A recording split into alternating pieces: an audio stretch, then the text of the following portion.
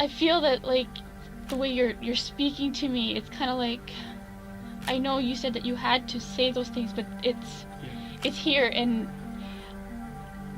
I've already said it to the special victims yesterday, but there's, like, ideas in my head. Yeah.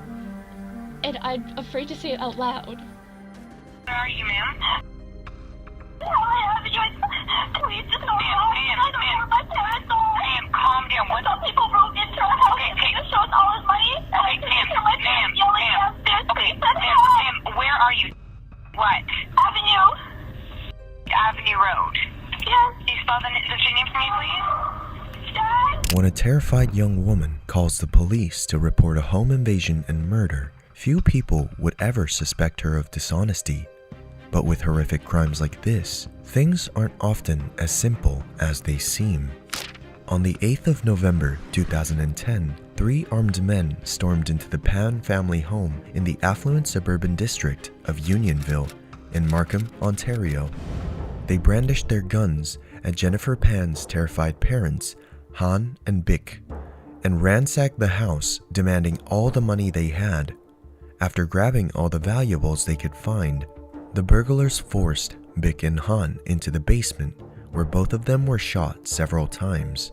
Though Bick was killed instantly, Han narrowly survived his wounds and was rushed to Markham Stouffville Hospital, later being airlifted to a trauma unit at Sunnybrook Hospital, Toronto. When she first made contact with authorities, Jennifer Pan behaved exactly as anyone would expect. She was in a state of shock and extreme distress, though she managed to maintain her composure while recounting her version of events.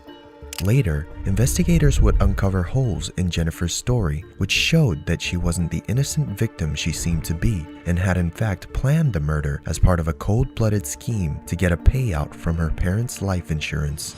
Now I want you to sort of take yourself back to earlier on today, yesterday, meaning the 8th of November. Like most witness interviews, Jennifer's began with a detective asking her to recount her experience of the day of the murder.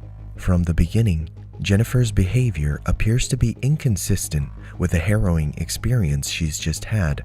Early on in the interview, she bizarrely refers to the intruders as gentlemen, behaving much more like a person reciting a rehearsed statement rather than slowly coming to terms with a living nightmare. And then, for some reason, I think one of the gentlemen asked my father if he had money in his wallet and where his wallet was. They kept all the lights off on the main floor. The only time there was light was when they opened the fridge door to see if they could find where my mom's purse was. Here, we see Jennifer recounting the actions of the thieves who broke into her house, held her at gunpoint, and murdered her mother. Though she certainly appears to be upset, she manages to maintain her composure to a remarkably high level. Considering that this was mere hours after the home invasion, she's able to recall the events calmly and logically, without weeping or blurting out details in a more distressed or disordered fashion. This immediately arouses the suspicion of the detective. Throughout this initial interview, Jennifer is able to approach her situation with the same strange degree of calmness, often switching back to almost theatrical displays of sadness, as if she's abruptly remembering the role that she's meant to play. Basically, they had made the first round, or pop, and they had said, okay, that's enough.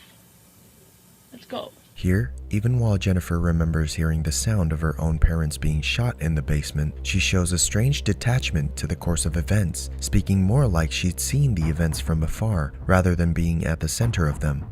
While Jennifer was still an innocent victim on paper, investigators were quickly forming doubts about what she was saying. Everything could have just ended here, but because of the small inconsistencies she showed, Jennifer was called in for another interview just 2 days later so the investigators could clear any doubt they might have. Little did they know that this decision was the best they have made in their entire career. In her next interview, a visibly more nervous Jennifer is asked to recount her version of the crime a second time. This is ostensibly so that the investigators can verify further details about what happened. But the detectives in charge of the case are covertly building a case against the supposed victim. It's not long before Jennifer makes her first big mistake. And you're now on the ground level, Are you on the floor or on the I'm sitting on the the stair? floor. I'm sitting on the floor. All right, where are your hands? They had tied my hands, So let's as go- I said. Up until this point, Jennifer's reliving of the events had been consistent with her earlier statements. Here, she slips up by failing to mention that she had been tied up before she was brought downstairs. You're now bound to the railing. Can you show me, can you stand up and turn around and tell me, just show on the camera, how your hands are bound? The detective soon hones in on this detail, asking the logical question of how she was able to make the 911 call with her hands bound. Perhaps by sheer luck, Jennifer is able to stand up and demonstrate a movement where she's physically able to make the call and shout down into her phone. And how do you make the phone call? 911? And do you talk down like that? Yes, I'm yelling at the phone like this. Though this part of Jennifer's story is just about feasible, she soon gives the detectives another inconsistency to work off of, recounting what happened after the intruders left the house. Once the door closed, I heard my father. He ran up the stairs and all I could hear was moaning. God. Once I heard him starting to move, that's when I pulled out the phone and I was trying to call 911. The investigators know that the chronology here isn't accurate. On the recording of the 911 call, we can hear the exact moment where she realizes her dad has survived the attack, prompted by his panicked cries from somewhere far away from her. At this point, the investigators' line of questioning changes, delving deep into Jennifer's past and asking her about her personal life. This is where she reveals a hostile and tumultuous relationship with her parents, characterized by their high academic expectations of her and excessive involvement in her relationships bordering on abuse. Did your mom know that you weren't going to university? No. And from 17 to 20, 21, they didn't know about the relationship. Through their interviews, detectives soon learned that Jennifer had lied constantly to her parents as a reaction to their extremely overbearing method of parenting. She had forged her high school report cards, then an acceptance letter from the University of Toronto. She asked her parents' permission to stay near the campus with a friend, when in reality she was staying with Daniel Wong, her on and off boyfriend and an active marijuana dealer who her parents had explicitly forbidden her from seeing years earlier. Her parents eventually found out that she'd been seeing Wong behind their backs and gave her an ultimatum: either cut all contact with Wong and only leave the house to pursue her education, or be disowned.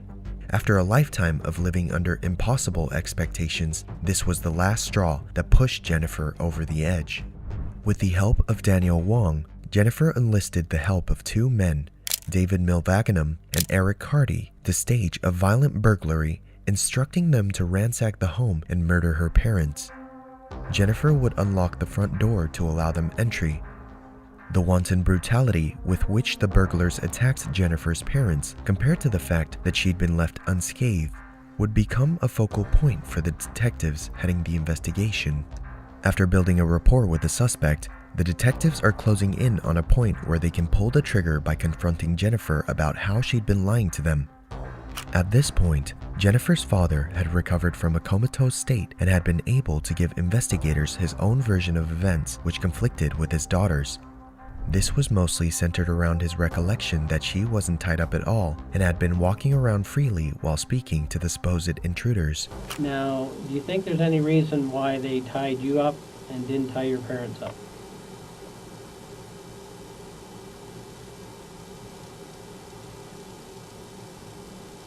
I don't know. And does it make sense that they would leave a witness behind? If they were going to kill somebody? Does that make sense? I guess Now, what we need to get down to here today, Jen, is what really happened. You need to tell me what went on, yeah? When did you first start planning this?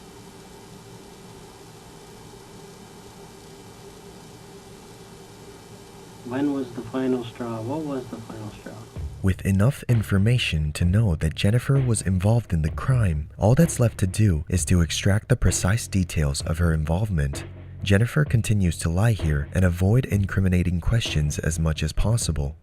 It's a similar situation to when she was first brought in for questioning, with the investigators aiming to lock her into as convoluted a lie as possible and keep laying on the pressure until she finally admits the truth, that she enlisted a supposed hitman in a plot to kill her parents.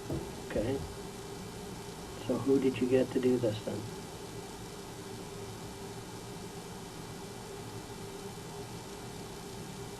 You have to tell me, Jen. I don't know who he is. I just got his number. You've told so much of the truth, you're just not telling the final portion. This isn't even half-truths anymore. This is 3/4, okay?